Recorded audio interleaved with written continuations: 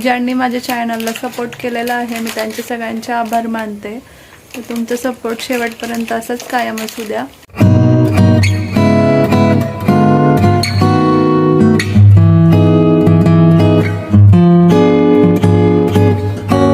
नमस्कार मित्रांनो, मी श्वेता माझ्या YouTube चॅनलमध्ये तुमचं स्वागत करते। तर आता संध्याकाळ झालेली आहे आणि आता वाजलेले आहे संध्याकाळचे 9।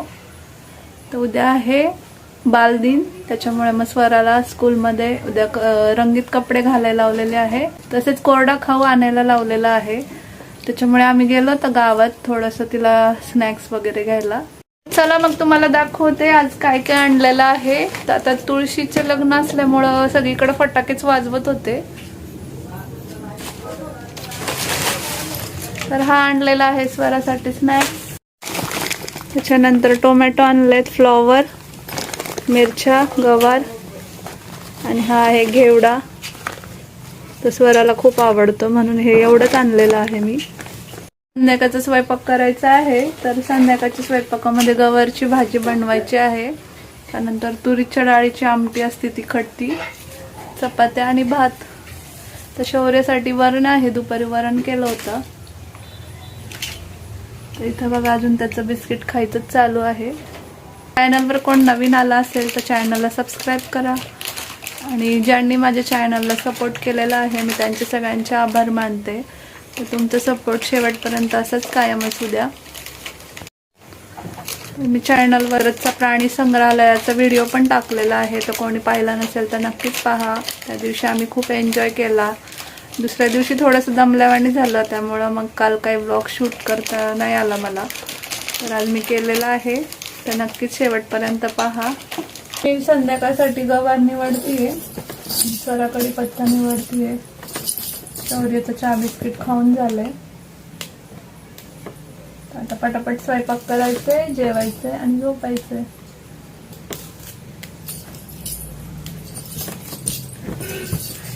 आता थंडीचा कडाका वाढलेला आहे, 8 दिवस झाले थंडी जास्त जाणवतीये।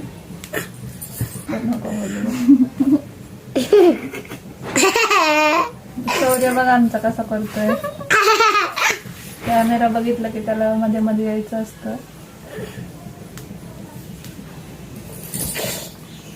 आणि कात्रजला शौर्य वाघाला बघून खरंच खूप घाबरला, त्याला असं वाटत होतं की वाघ आता त्याच्या जवळच येणार आहे आणि त्याला मारणार आहे।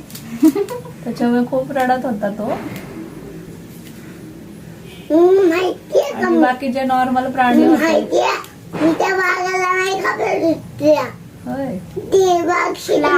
बाकीचे जे हरिण वगैरे असे प्राणी त्याला तो घाबरत नव्हता, फक्त त्याला वाघ, सिंह याची भीती वाटत होती।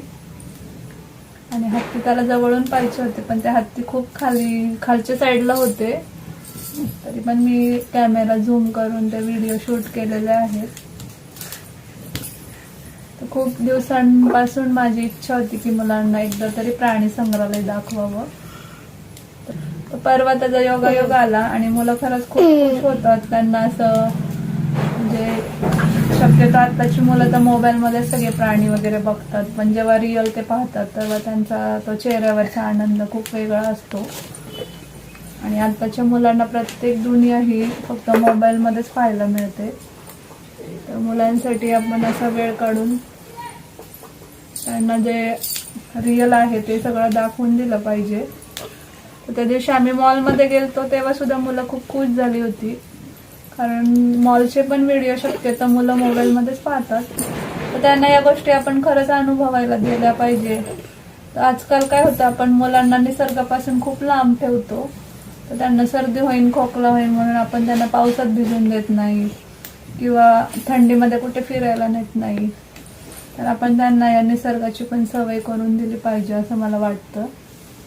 तर निसर्ग शक्यतो खेडेगावात जास्त किंवा कोकण भागामध्ये खूप चांगला निसर्ग पाहायला मिळतो। तर कोकणामध्ये पण यायची आमची खूप इच्छा आहे। आता जवळजवळ 10 वर्ष झालं आम्ही कोकणात यायचा प्लॅन करतोय, तर तो काही अजून सक्सेस झालेला नाहीये। तर बघू, जमलं तर मग डिसेंबर नाही तर मग उन्हाळ्याच्या सुट्टीत असं काहीतरी करायचं आहे। समुद्र किनारीचं जे वातावरण आहे ते अनुभवायला जायचं आहे।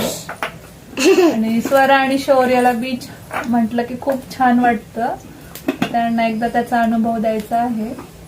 आणि मी पण अजून कोकण पाहिलेलं नाहीये, तर मला सुद्धा त्या निसर्गाचा छान असा अनुभव घ्यायचा आहे. तर लवकरातच लवकर कोकण ट्रिप पण होईल. बघू आता. तर ट्रिप म्हटलं तर प्रत्येकाचं मॅनेजमेंट बघूनच करावं लागतं आणि ग्रुप शिवाय ट्रिपला मज्जा येत नाही. तर आम्ही असं फॅमिली वगैरे जाऊ शकतो, पण आम्हाला सगळ्यांना सोबत घेऊन जायचं आहे.